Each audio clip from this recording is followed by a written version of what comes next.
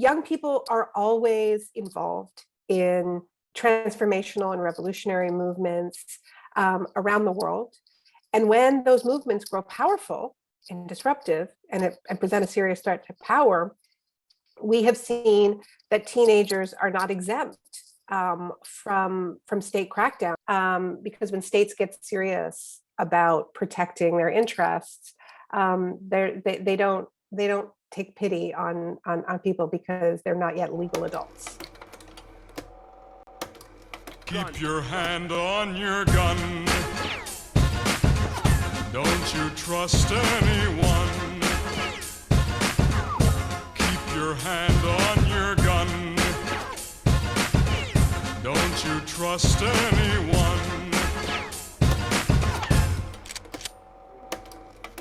Hi, this is Lowkey. Welcome to Truth to Power. Today I am joined by the award-winning author, academic, and activist Naomi Klein. Her book, How to Change Everything, The Young Human's Guide to Protecting the Planet and Each Other, is out now. I really appreciate you sending us a copy of the book. I think that it was really about time that there was a book that could speak to younger people in a language that they understand about what we are facing as a species and a planet. The first question I wanted to ask you is, you run through 3 different fires in this book. What's the first fire that you talk about? Sure. Well, first of all, it's great to be with you. And yeah, I did feel like young people are so radical these days that it was time to give them a little bit more than a David Attenborough documentary to dig in. And yeah, the 3 fires that I get into, the first is the obvious one, right? That this is a book about climate change. It's the literal fires of climate disruption. We're seeing them take many forms. We're seeing them from the Amazon to the Arctic. And you know, as Greta Thunberg has said, our house is on fire. And so, you know, the first fire that we're looking at is like, okay, who set the flames? And why has it been so difficult to act like our house is on fire? So that's the climate crisis. And the second fire, which I assume is your second question,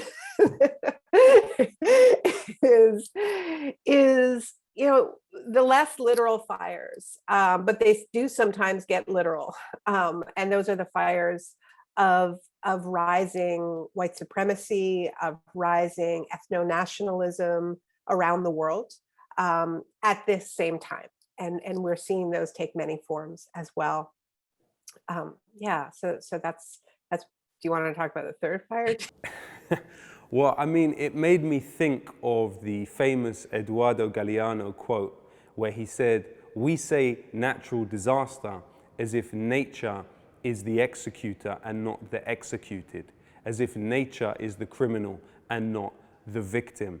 Prior to the pandemic, we know that it was really a great bonanza for particular actors within the fossil fuel universe. We know that $5.5 trillion of global subsidy go into the fossil fuel companies from governments annually. Before the pandemic, we were looking at basically $14.5 billion per day, breaking down to $168,000 per second going from governments into fossil fuel companies. So it's quite an incredible level of, you could say, an incestuous relationship between governmental agencies and the very companies that they were supposed to be protecting us from. If you could talk maybe a bit about these incestuous relationships that seem to exist between bodies and institutions of government which are meant to be protecting us and advocating for our interests, and the very companies who are involved directly in pollution and harming the environment. It's a huge subject, and it, you know, it's not just kind of government subsidies in the traditional sense of a subsidy to fossil fuels, but it's also the huge subsidy offered by our militaries, right? I mean, that, you know, when you think about the trillions of dollars of wealth that go into securing fossil fuel infrastructure around the world, which is frankly the primary goal of the US military. That's an unpaid subsidy. And then the relationships with media is a whole other layer there in terms of the number of advertisements that fossil fuel companies take out in newspapers and in on television, not to say, hey, fill your car's gas, like with our gas. It's look at all these windmills that we're putting up. I mean, it's literally, they're selling the opposite of their product. It is literally PR. So that's some of the astroturfing. It's also the deliberate spreading of doubt, right? The idea of, doubt is our product, just making people uncertain about what the real drivers are of this crisis. BP's been really good at sort of flipping the tables on consumers to like, what's your carbon footprint? And obviously taking the attention off of their entire business model. So yeah, it's a profoundly incestuous relationship between governments and fossil fuel companies and the banks that finance them. Where I live in Canada, and we had this extraordinary thing happen where we have a supposedly progressive prime minister. Justin Trudeau is like our, everyone had their big crush on him a few years back, and he sort of positioned himself as the anti-Trump during the Trump years, refugees welcome, hashtag, and meanwhile the policies are in so many ways the opposite, including on climate. So I'll just give you one example of something that goes well beyond a kind of a subsidy or doing their bidding.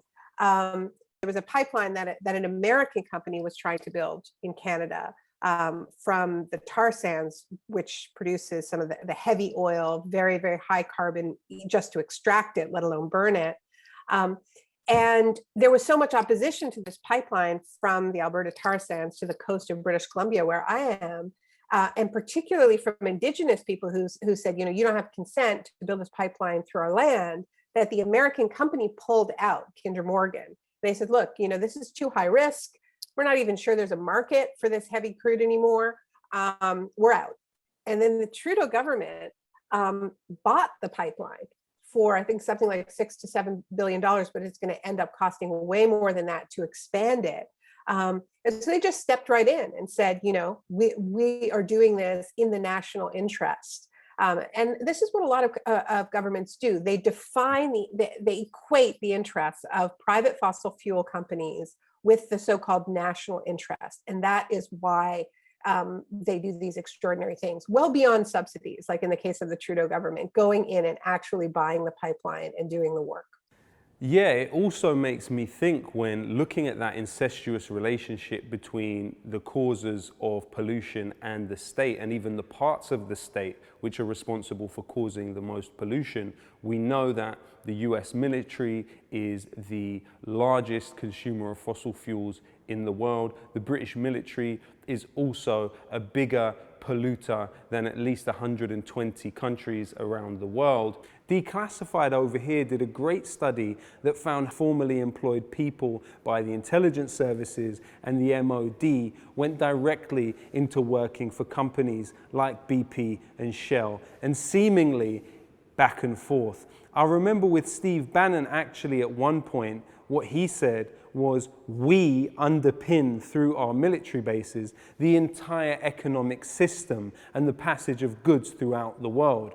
What's quite interesting as well is there was a study looking at the amount of jobs that were produced for every billion invested in the arms trade.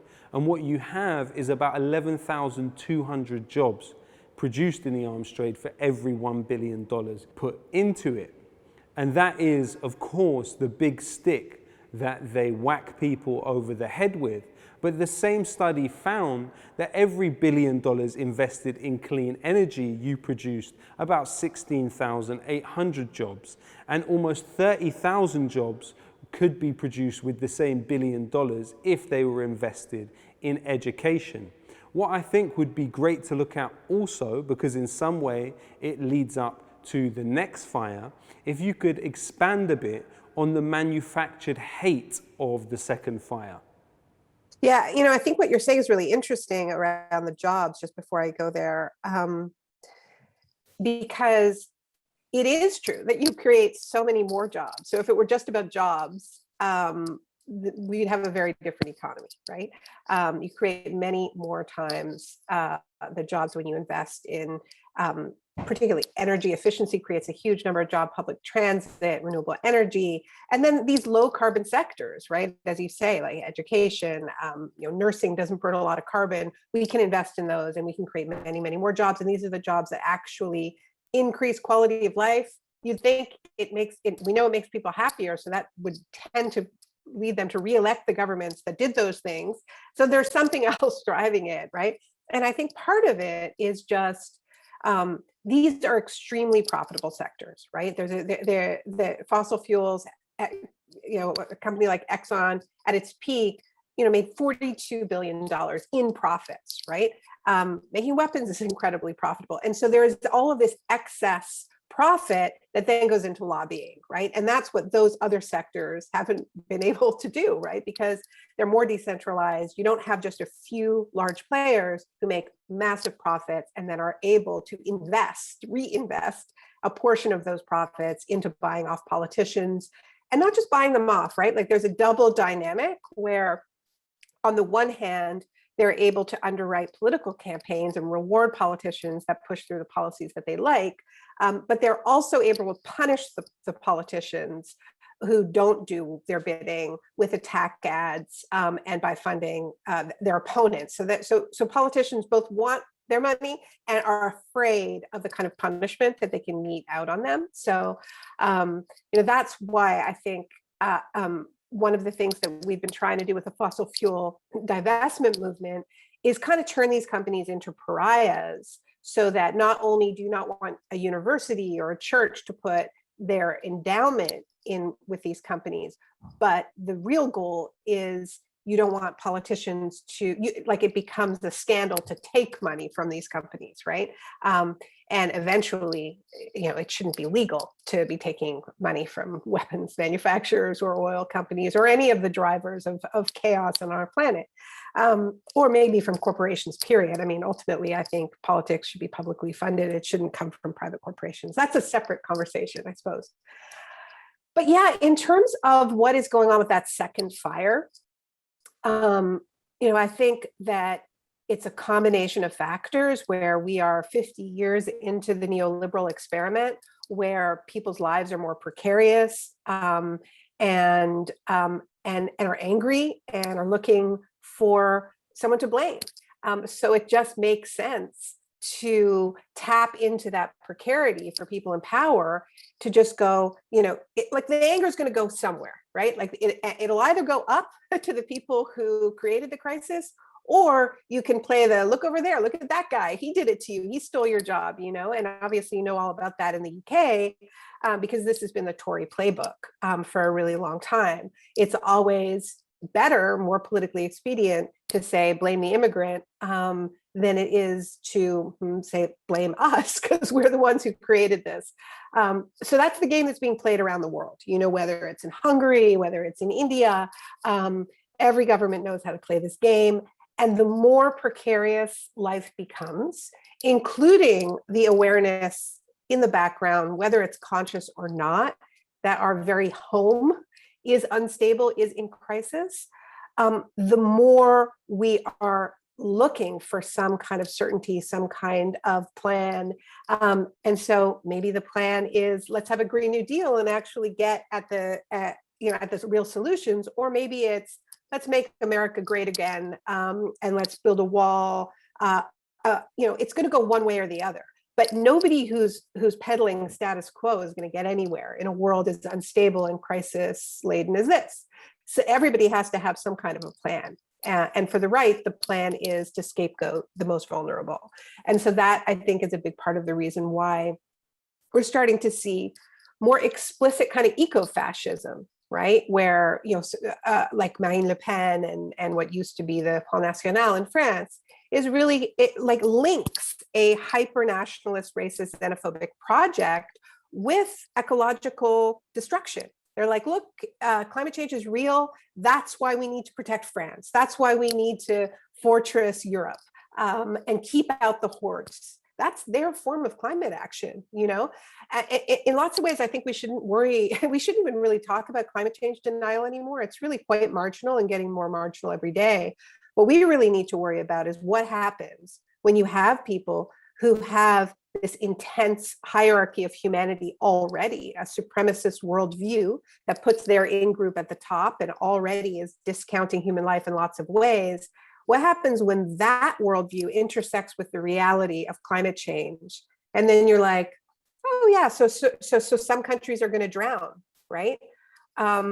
Maybe they deserve it. Maybe this is God's will. Maybe this is some kind of Darwinian survival of the fittest. I mean, we're starting to see those kinds of fascist worldviews intersect with the climate crisis in really, really dangerous ways. And we're also seeing it playing out, you know, in mass shootings, like in Christchurch in New Zealand. That shooter defined himself as an ethno-nationalist eco-fascist. That's why he went into those mosques and opened fire.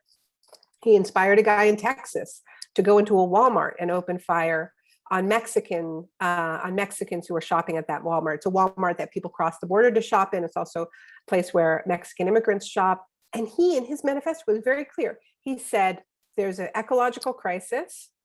I don't believe Americans are going to stop shopping. So we need to prevent Mexicans from shopping like us. That's ecofascism. And we're going to see more of it unless we're really getting at the root drivers of these crises. Yeah, I mean, as you said, it seems that they are able to roll out this horizontal blame, vertical solidarity whenever they need it. And one of the mechanisms through which they've done it is an organization called Center for Security Policy, which is led by a gentleman called Frank Gaffney. It's been known that this organization, which provided the quote-unquote intellectual basis and framework for Trump's Muslim ban, with the White House even mentioning them in the press release that went out at that time, this is an organization that was funded by Raytheon, Boeing, Lockheed Martin, all major polluters. So it's interesting that there is a crossover and convergence of interests here.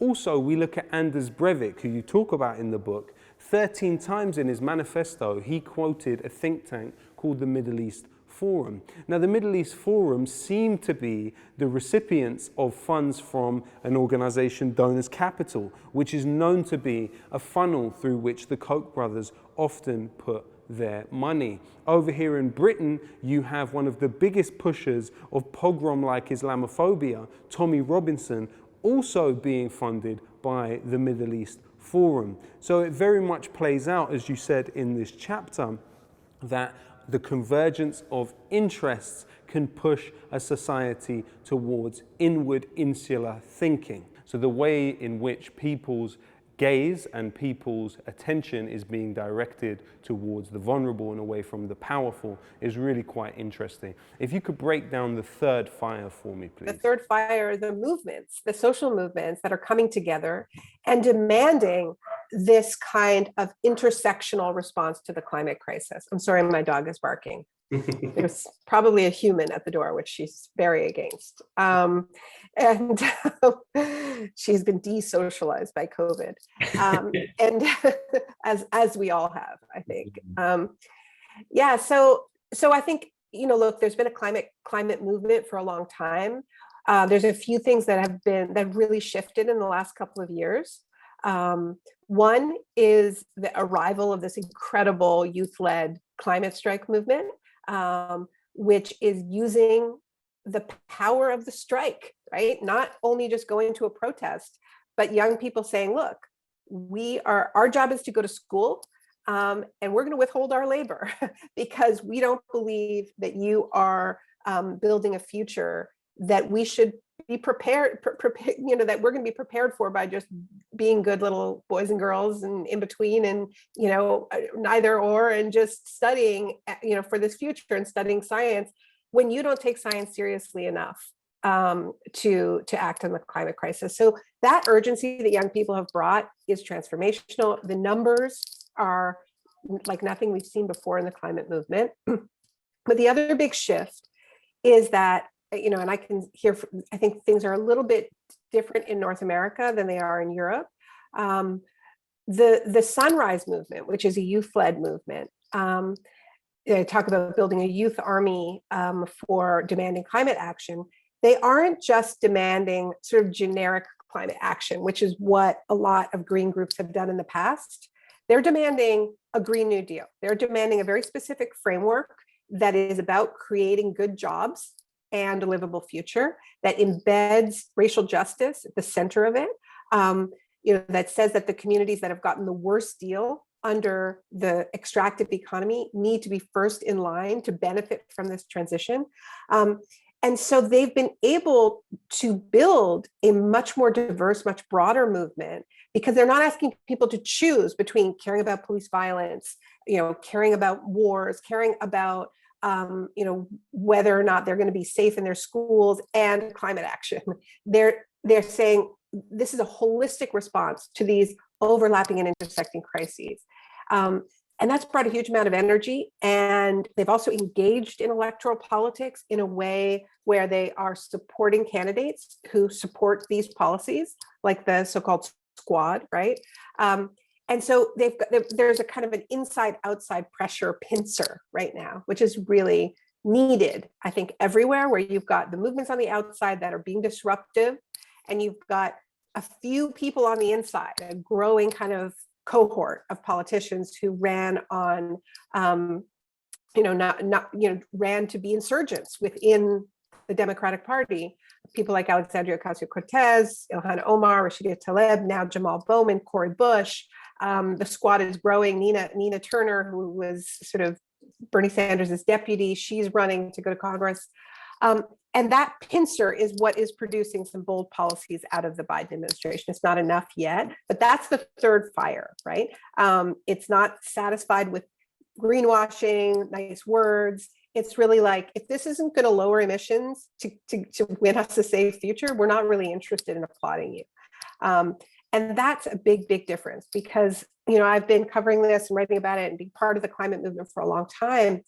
And frankly, I think people were just way too satisfied with symbolic action. Signing a treaty that everybody knew was garbage, everybody knew that it was unenforceable, like the Paris Accord, and just treating that like some big victory. And when it wasn't, I think there's just a massive generational shift, like Greta Thunberg says, enough with the blah, blah, blah, which I think is just the attitude of every young person I've met. It's like, yeah.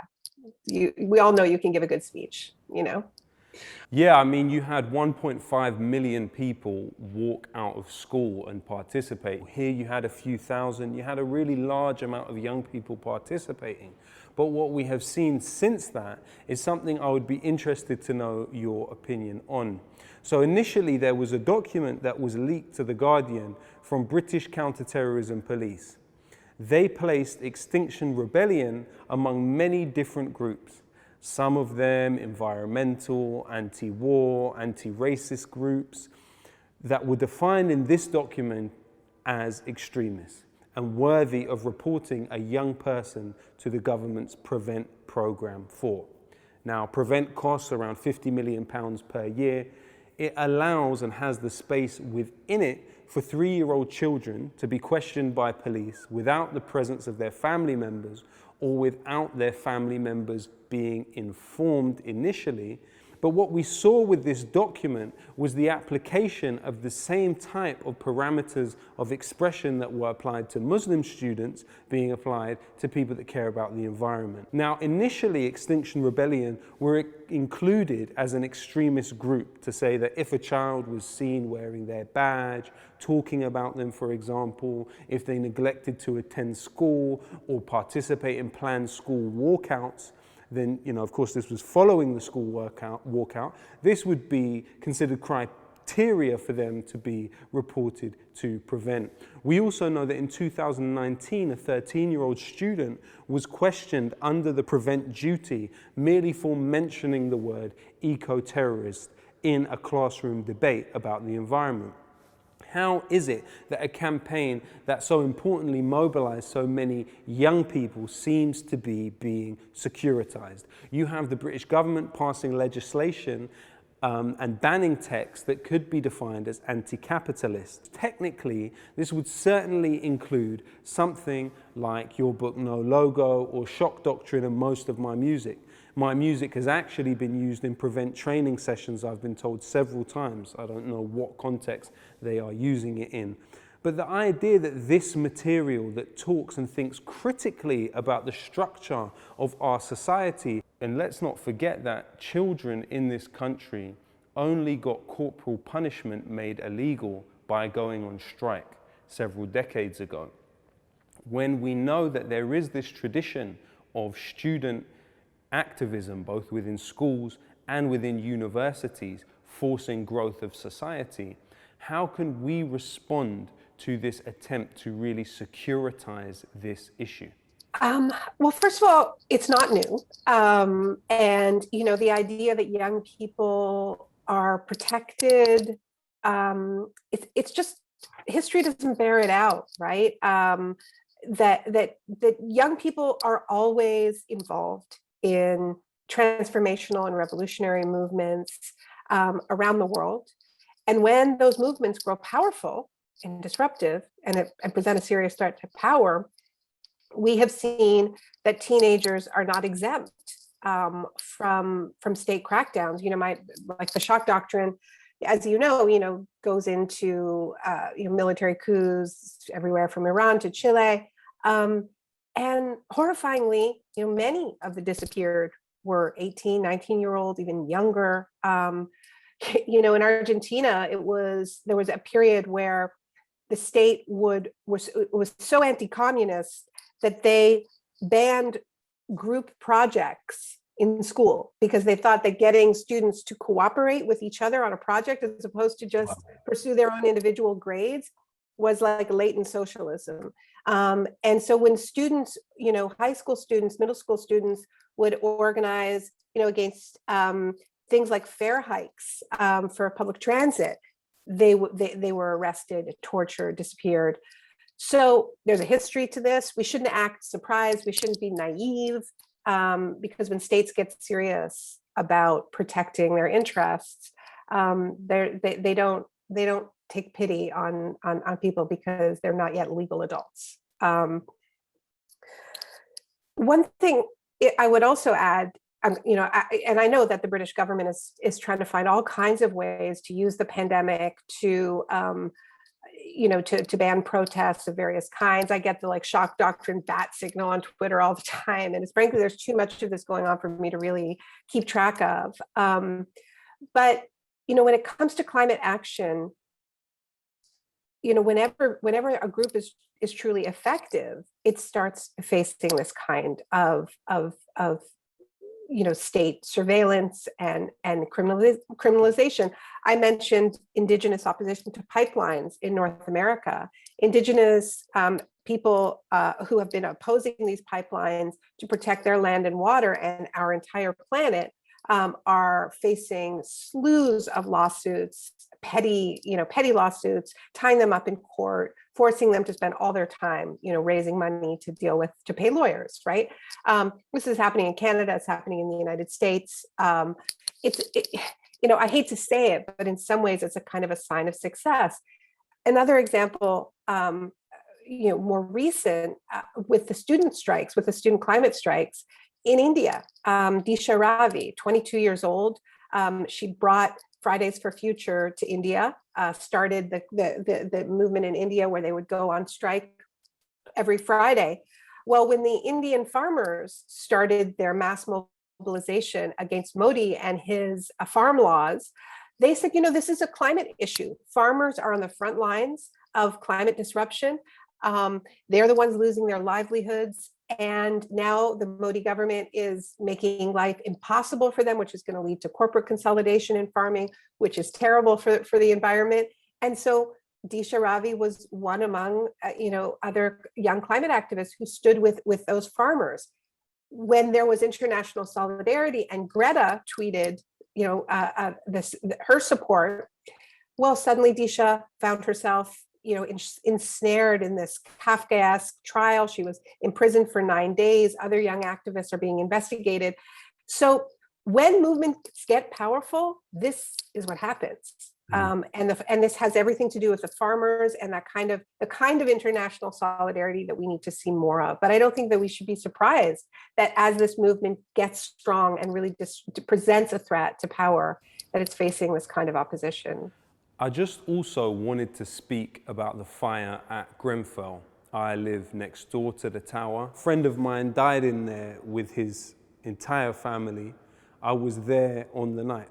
And since then, as a community which was already politically active, we found ourselves up against Arconic, the company that put the 6 millimeters of polyethylene cladding on the side of the building.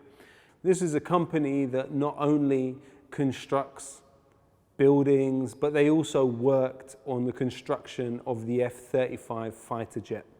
Now, what's interesting to me, initially, part of the reason, yes, was aesthetics, but also the coating of the building in this flammable material was off the back of the Kyoto agreements. That the British government saw one of the ways in which they could meet their obligations to lower carbon emissions would be by insulating people's homes and thus lowering energy consumption. What happened at that point was an organization by the name of Brofema, a grouping of different companies, lobbyists for the foam insulation companies, worked tirelessly to get the government to subsidize them to plaster stuff on the side of buildings. Simultaneously, you had several decades of deregulation from the Thatcher years, where they took what were about 320 pages of building regulations and replaced them with only about 20 pages. You saw this wearing down of regulations from within the industry. Since the fire, and despite the fire, since 2019, you have had several medium-rise blocks and buildings still using flammable material that has been put on them years after the Grenfell fire. We're talking about 76 of those buildings being schools, 25 of them being hospitals and nursing homes, and 11 of them being university buildings. So unfortunately, what we see is the very logic which underpins this problem of climate change. Essentially, it's neoliberalism killing people is what we're talking about. And your decades of work has really looked that logic deeply in the eye. Now, whether it's dynamic or it's malignant, I don't know, but that logic just doesn't seem to die. So even in this situation where there is a lowering carbon emissions, still materials are being put on buildings that kill people in extremely horrific ways. And as we know, the corporation has no soul to condemn and no body to punish. Wow. I didn't know that, by the way. I didn't know that the cladding was being marketed as green. It's extraordinary. It was such a bonanza for them and still is to this day. And it was something that I had to bring up with the Corbyn leadership just before the election. I said, if you are planning to insulate all of these homes, if you win the election, please make sure that none of the contracts will go to killer companies, because we already know that the regulations are so light touch and weak as to facilitate ways in which people die. And you know, prior to Corbyn, there was this bipartisan orthodoxy of neoliberal necropolitics, which said that the corporations should be able to regulate themselves. We even saw at the time of the fire, the advisor on building regulations to the Minister of Housing, Sajid Javid at the time, was actually the technical director of one of the companies whose insulation materials led to the fire at Grenfell, a man called Mark Allen from the company Celotex. So I guess my question to you is, on top of this dynamic, we also have a situation as 50% of carbon emissions coming from extraction, and there are those that say this Green New Deal would require mass extraction of lithium. So overall, the question is, how can we protect ourselves from the very same logic which has produced climate change? Wow. Well, first of all, thank you so much for all the work you've done for the people who lived in Grenfell and to honoring the lives that were lost so horrifically, and yeah, on the altar of greed. And yeah, I've been really, really moved by your music and your activism there, and I'm glad that you're still on it. And I think you're pointing to the fact that climate action can be a cover for all manner of sort of rebranded extractive policies, policies that are going to be incredibly dangerous for people. And that this idea that you use climate change as the kind of branding and get all your subsidies and wrap these buildings in highly flammable cladding that turns them into a death trap. I mean, my God, what a metaphor for green gone wrong. And there are many of them, right? Carbon trading has just been a magnet for all kinds of corruption and grifting. And so, I think how do we protect ourselves? Well, we have to be honest. We have to be honest about the fact that just because something is green and just because maybe it does lower emissions doesn't mean that it doesn't replicate exactly the kinds of relationships that have harmed people. You can have, a solar farm on indigenous land that takes all the money out, that doesn't create jobs for indigenous people, that is bad for the land. Just because it lowers emissions doesn't mean it's good, right? I think what we have to understand is that because we have to change so much and so quickly to prevent absolutely unlivable levels of warming, we have a chance to build a very different kind of economy where we aren't outsourcing everything to a bunch of for-profit companies, but we have really different ownership structures, and where we say, you know what, this is too important to leave to the market. We need energy cooperatives. We need communities to own and control their own renewable energy projects.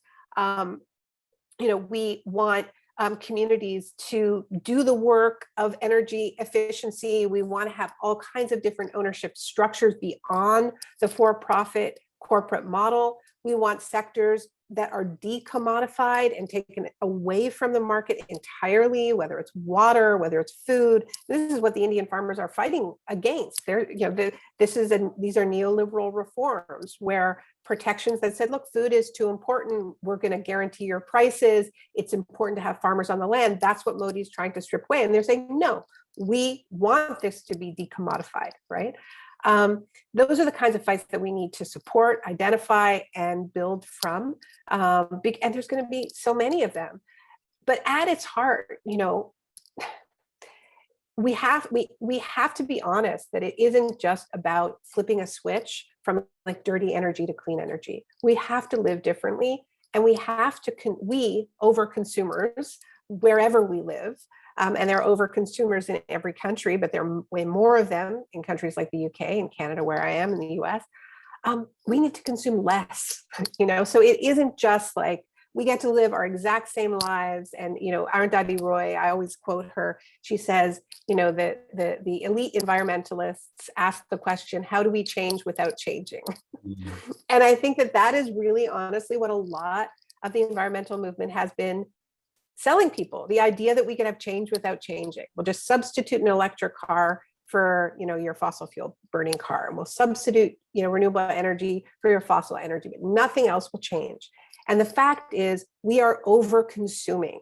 the natural world at a rate that is utterly unsustainable. And whether we're mining lithium or whether we're mining coal, it is going to be people who live closest to the land who are going to pay the price for that, right? So we need different ownership structures, and the lithium in Bolivia needs to be owned and controlled by Bolivian people, but we also need to talk about how much lithium.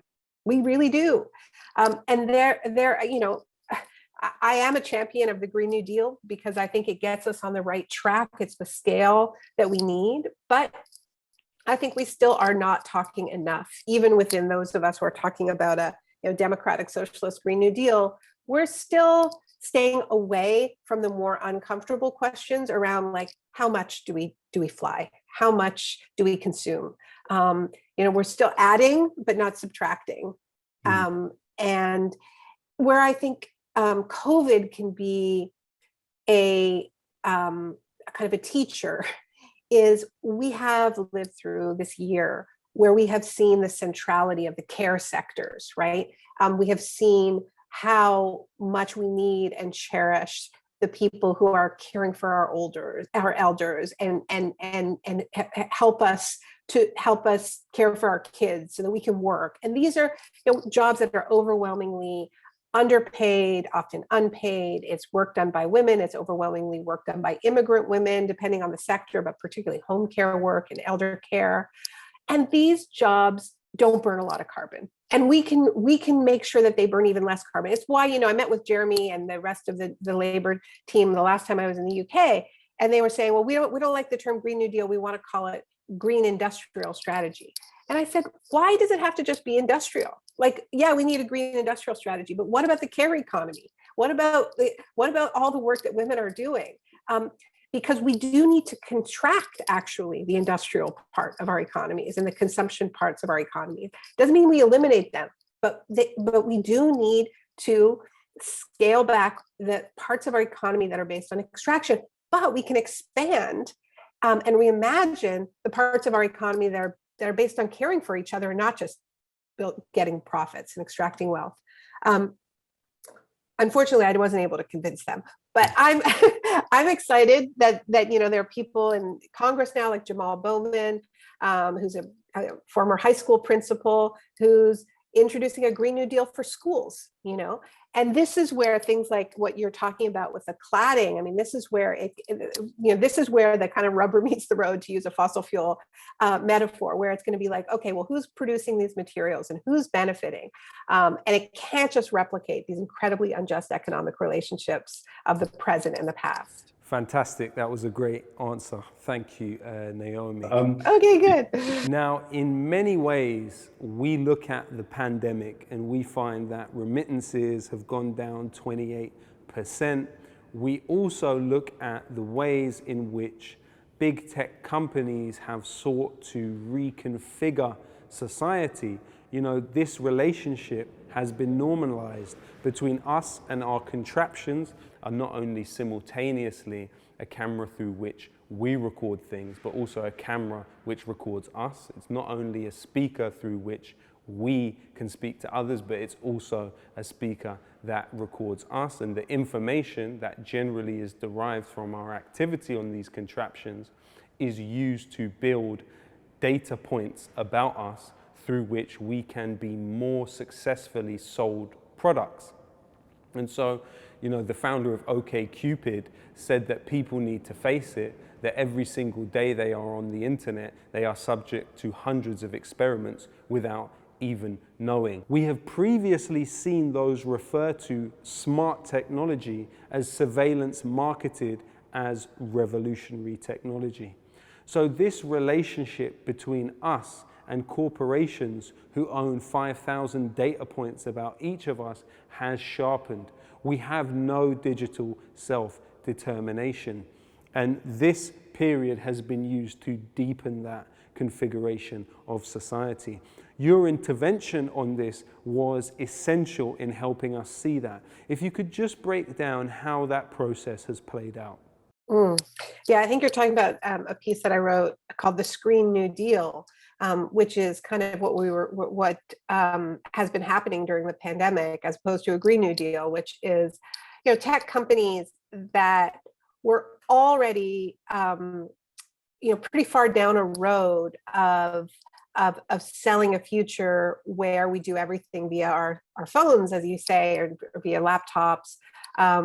And we're pushing smart cities and telehealth and quote remote learning and so on, and saw huge markets and kind of backdoor privatization opportunities, right, with education and health, where, okay, well, we're not going to privatize our public education, but we'll outsource the whole thing to Google Classroom and Zoom, and so a lot of that was already happening before the pandemic, but it just went into hyperdrive as soon as lockdown began, and that's part of the reason why we've seen these huge explosions in wealth among people like Jeff Bezos and Elon Musk in this period. So that's what's been happening. We're seeing, in the same way that after 9/11, a lot of tech companies rebranded themselves as like counterterrorism companies when they saw this huge opportunity. We now see a lot of tech companies that were selling frictionless futures. Now they sell it as like no touch, COVID safe, right? Like you can get your food delivered without ever having contact with a human being. So we need to be aware of this. My hope is that this acceleration backfires. Okay, that's my hope, is that if COVID hadn't happened, we would be where we are now with this reliance on, the cash-free future and driverless cars and so on, and drones. We would be there, like we would have ended up there 10 years down the road. But we ended up, we got it all a decade faster than we would have because of COVID. People are miserable. We miss each other. And I think that there are benefits to the fact that you and I can have a conversation like this without either of us getting on a plane.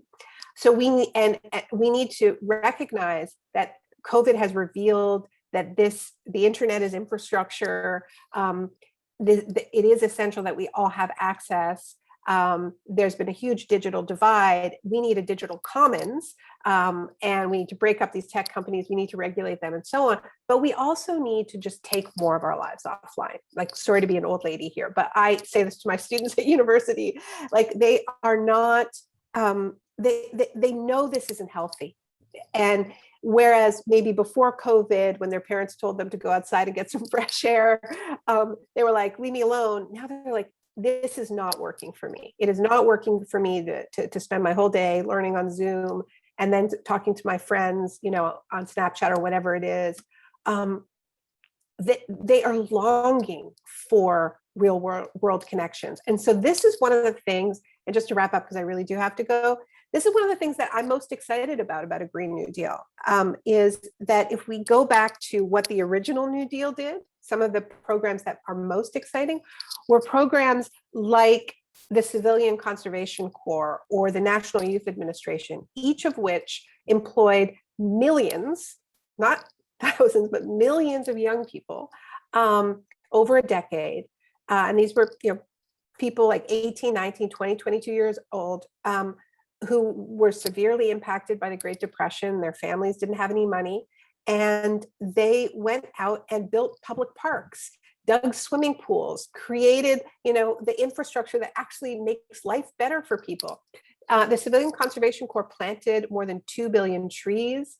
They created more than 800 state parks. And in the meantime, young people got to be in each other's company, had experiences that connected them to the natural world. FDR really believed that getting out into nature was an antidepressant, right? There was a depression. And when we hear that phrase now, we think, oh, that's referring to an economic crisis. But it's not just an economic crisis, it's a mental health crisis. And we need to be thinking about what's going to uplift people. Music uplifts people. Getting together uplifts people. The New Deal invested in the arts. It was the biggest investment in public funding for the arts in American history.